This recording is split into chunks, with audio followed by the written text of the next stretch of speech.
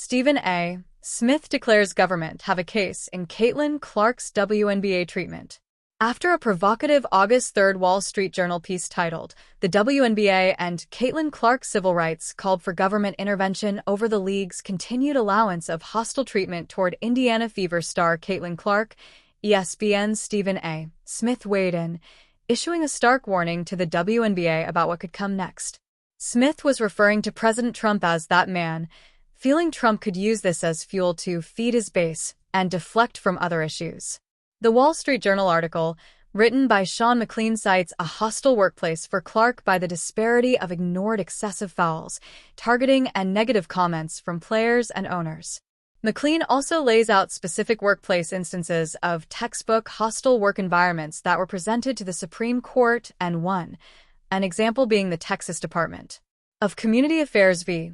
Burdine in 1981, which states, under Title VII of the 1964 Civil Rights Act, letting employees allege less favorable treatment than peers due to race, warranting investigation without direct animus.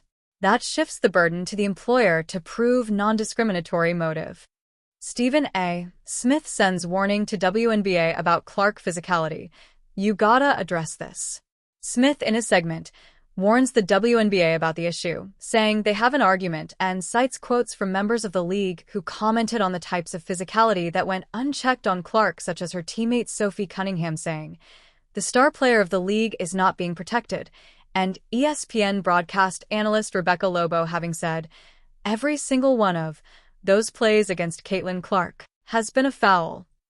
McLean boldly asserted that if evidence shows discrimination or retaliation, the Justice Department's Civil Rights Division must act. And with how Smith laid out the evidence that supports the argument, he sent a call to action the WNBA's direction. "WNBA, you've been forewarned. You gotta address this," Smith bluntly states. Last 2 minutes reports from the referees, which is a public document released by the league that analyzes the officiating decisions made in the final 2 minutes of games, specifically those within 3 points or less at some point during that period that the NBA already uses. "Institute that immediately," Smith stated with a sense of urgency.